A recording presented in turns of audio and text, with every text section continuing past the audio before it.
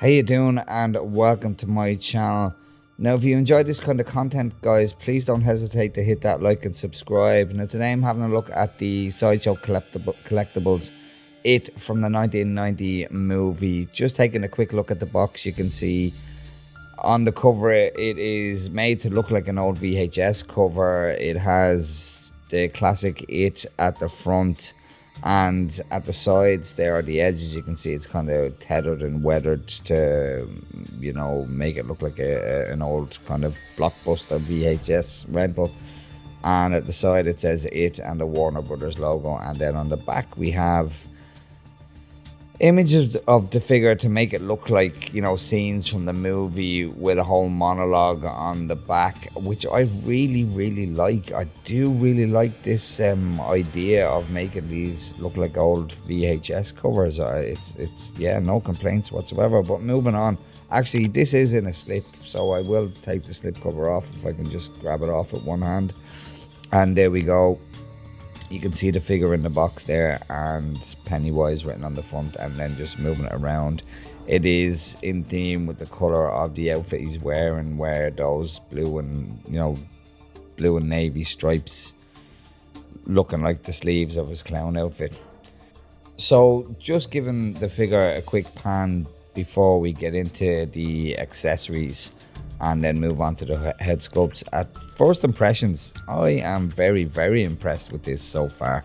It's quite a robust figure. You can see the legs of it there and all that. They're quite big, and the midsection is quite filled out. There is a fat suit in it, obviously.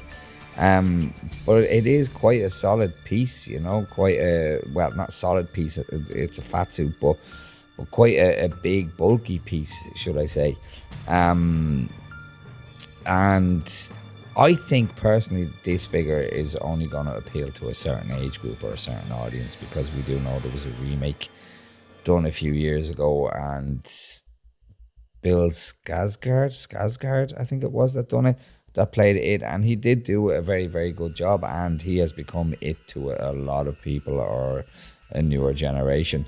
But to a lot of people, this Tim Curry it is going to be just having a quick look at the base, if I can get him off the stand there, and in typical Sideshow fashion, hexagon, it written on the front of it. Absolute terrible. Sideshow, you need to improve on that. So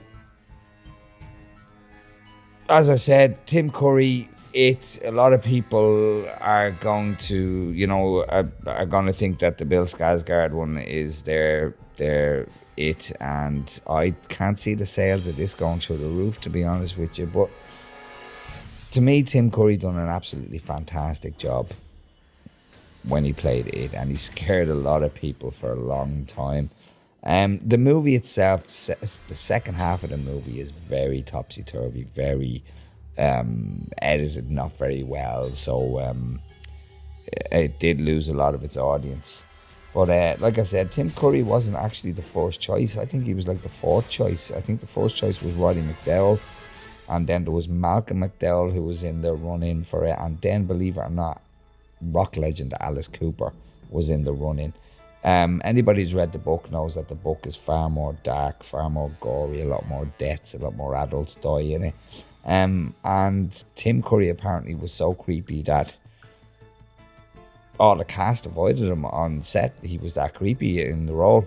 But anyway, moving on, we'll have a look at the accessories, and starting off in my usual fashion from left to right, we'll start with his evil hands, and I'll just take the wash down a little bit if I can, because the white is a little bit of a nuisance with it kind of washing out everything. But here we go with the evil hands, and I'm delighted that we got these, to be honest with you. At one point, I think he tries to drag a kid down a sewer with these hands. They're not featured in the movie very often, as far as I can remember. So it is nice to have them as, an optional look for him. And there is quite a few looks, as you can see here. But, it is a very different look to use those two hands. So it is nice to have them. And as for the gloved hands, we have quite a few gestures. we have 10 hands, including the 2 hands that are on them, 2 relax bands. We have 10 hands there, and then including the 2 evil hands, we have 12 hands in total. So a lot of looks.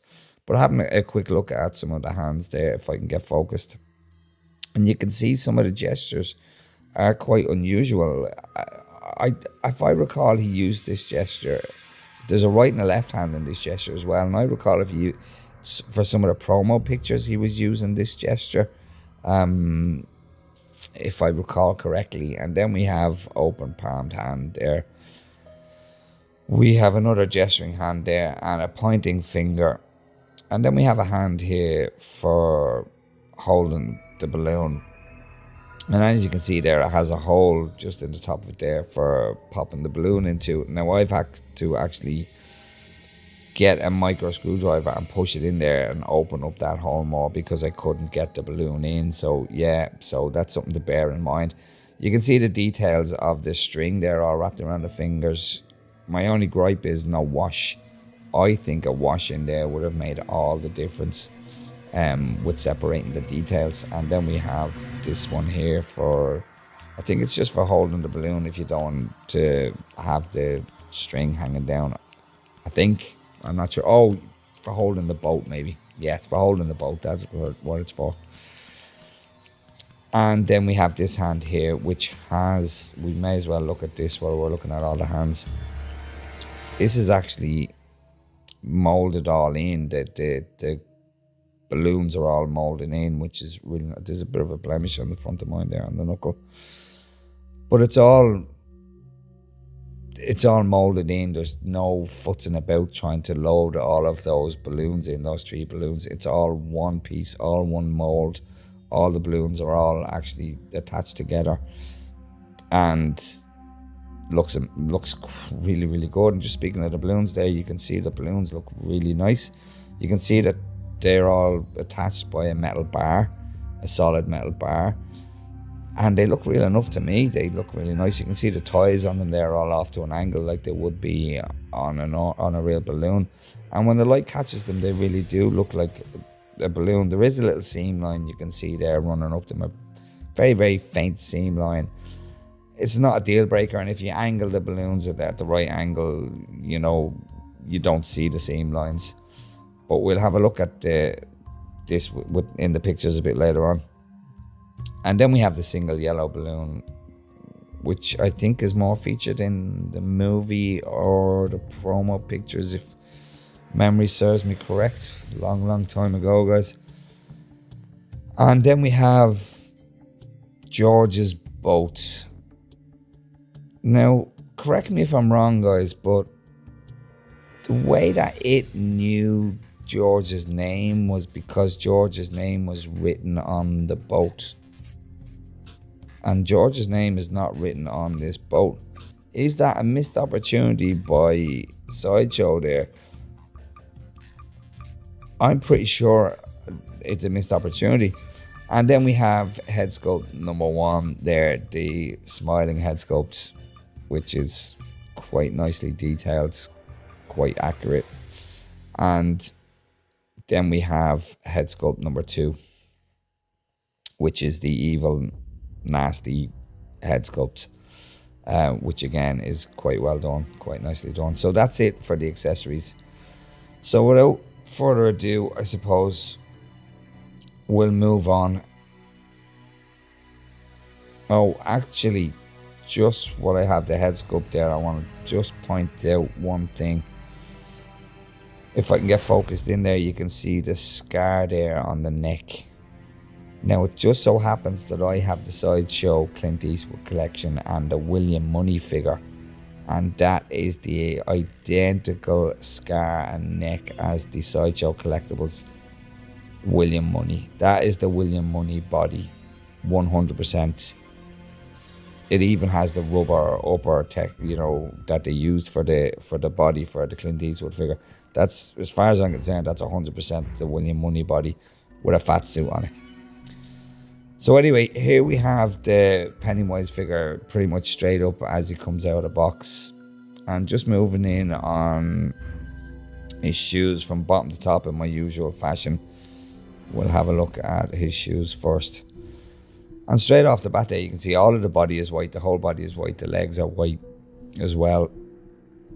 And just looking at the shoes, they're not the best shoes in the world. I've seen far better. I've seen better on third party, mold wise now. But there is a bit of dry brush on them there to show a bit of weathering, which is quite nice that they've added that. There isn't a whole lot of movement in them. You can see the back and forward movement isn't great. The pivot from side to side is okay, but the back and forward isn't really there.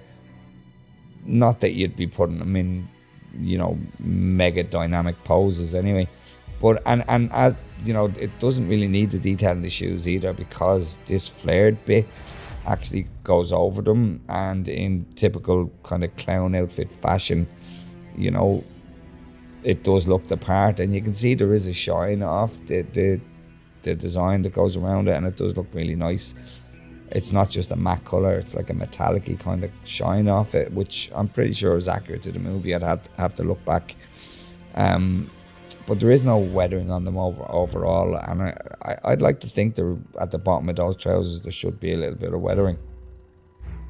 I'd have to look back at the movie to see if there is, but it's not. It's, looking at it, I don't think it's really necessary. I know in bits where he's in the sewer he could well be a bit grubby, but I'd really have to look back again. But moving up, we have the zip. You can see the zip there. It's quite the black line. I'm trying to kind of push it in and hide that black line, because I don't think that black line was there in the movie. Again, I'd have to look back. And you can see he has the 3 orange bubbles up the front. The material of the overalls is very, very thin, to the point where you can almost see through it, to be honest with you. You can see where the stitching is, where the zip is stitched in, and you can see through it kind of. So it is a little bit light, and all the way down from bottom all the way up to the top is all the way fat suit, with the exception of the arms. The arms have no, you know, fat suit on them, but the whole length of from the shoulders down to the ankles has fat suit on it. But he, like I said earlier, he is quite a robust figure. Probably one of the, you know, the more robust figures you'd have on your shelf. Probably one of the more robust human sideshow figures you'd get. Just moving in and having a look at his waistcoat that he wears in the movie. Completely movie accurate. The design is movie accurate, and you can see it has the purple trim going around it there, just like in the movie, which again is completely on point. And the sleeves of the arms, completely on point, absolutely accurate to the movie. And it's a nice material, really nice, kind of silky kind of material. I really like that material. It's really nice, and there's a nice sheen, a shine off it. And obviously he has the waistcoat on the back there. You can see more of it at the back there. But again, you can see at the back there how big his backside is and how robust he is. And then moving up to the neck piece, he has this separate neck piece, again on point for the movie. It is, you know, not attached to anything. It is, you know, standalone, and you can see it has the 3 different layers to it, just like in the movie. So moving on really from there, I think we'll get punched in on the head sculpts now, and let's start off with the smiling head sculpt. And here we have the first head sculpt, the head sculpt that comes out of the box. And immediately, guys, anybody who's familiar with the 1990 movie knows that this hair is just a little bit too thick and a little bit too long. In my opinion anyway, it's a little bit too thick and too long, and I'm pretty sure anybody who's familiar with the movie will agree with me. The biggest letdown on this figure is the hair. It really is the biggest letdown, and I just wish that Sideshow would catch up, really. And just showing the back of it and how it's kind of fluffy. It's not, doesn't look like hair, you know. It's not great. I'd like them to catch up, you know, especially having an artisan figure myself now, and just, you know, it's not great. But compared to the Beetlejuice figure that they released recently, the glue line where they've glued the hairline on is seamless. It's immaculate. There's no complaints with that whatsoever, which is really, really, really nice. But having a look at the details of the sculpt, if I can get them to balance there we go. To me, very, very good sculpts. I think it is Tim Curry as it all over in 1990. I think they absolutely nailed it. I think they absolutely nailed the smile. The corners of the mouth there, how they curl up just like Tim Curry. And the cheeks, Tim Curry's cheeks and the creases there. To me, personally, Tim Curry all day, every angle looks really, really good. The eyes are painted quite nice. They're not rolling eyes, so they are quite, a little bit flat, a little bit dead. You can see the crow's feet there. I think if I can pick it up on camera. Yes, there we go. In the corners of his eyes there, you can see not great definition, but it's there, and you can see the design of where his real eyebrow is there, and then where the eyebrow is painted on, which is really nice, and then all the creases in his forehead. So there are details there. It looks quite nice. I've messed with the lighting as best I can to kind of tone the white down so that it doesn't just blast the screen out of it. It's not easy to get it right. Punch it in on the teeth there, guys. That is Tim Curry's teeth. Again, I kind of see Rocky Horror Picture Show in there as well, just looking at the lower half from the lips down. To me, it's absolutely on point. Unfortunately, the hairs out of the hair just comes off and snags on bits of the sculpt and bits of the figure, and I hope that eventually stops happening, or at least doesn't happen as often as it is. I'm constantly brushing this guy off. I'd really like to see them start putting something better in the sculpts if they're gonna do this, But there you have it for the first sculpt, the smiling sculpt. Like I said, there's a bit of futzing with the hair, but there's not a whole lot you can do with it. You're just stuck with it. And just something else that I just want to point out again, guys, if we can get a look at it, is the neck. Anybody who has the William Money figure knows that is definitely 100% the William Money neck. Absolutely. From the Sideshow Clint Eastwood Legacy Collection, whatever it's called. But that is the identical neck, which indicates to me that it absolutely is the Clint Eastwood body, the William Money body. So it's been put in a fat suit and given to Tim Curry. So that's exactly what they've done. So moving on, I suppose we will have a look at the second head sculpt, the evil head sculpt. And now we have the second head sculpt that comes with him, and I am most definitely conflicted as to which one I'm going to be using, because I think this one is absolutely fantastic too. The detail in it is really, really good. Bravo, Sideshow, in my opinion. Bravo. I think it looks great. I think it looks just like it did in the movie. The paint on the teeth is done really well. You can see the browning and the staining in some of them. The detail of the tongue, it's not too wet looking. It's not too red. It is, all the details are there. Tim Curry is definitely in there again. You can see the eyes are painted again in a different color to do the sculpt. That red kind of evil look. And it just looks like the character. It really does. And there is in this sculpt, there is an element of evilness to it. It is there. They've captured it. It's really, really good. They've captured that moment when he turns. It is on point. It really is good, with the exception of the hair, of course. So yeah,